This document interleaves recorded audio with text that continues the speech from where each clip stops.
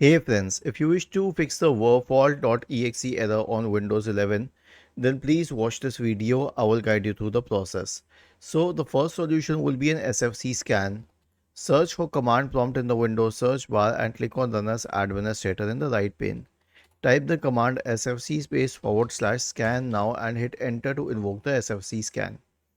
The next solution is to update drivers. Right click on the start button and select settings from the menu.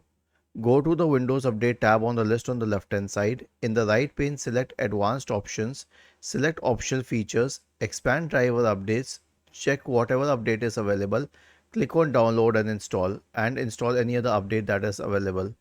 And if that doesn't work either, then run the Windows Memory Diagnostic tool. So it's easy. Search for Memory Diagnostic in the Windows search bar and go to Windows Memory Diagnostic. Click on Restart now and check for problems. Was this helpful?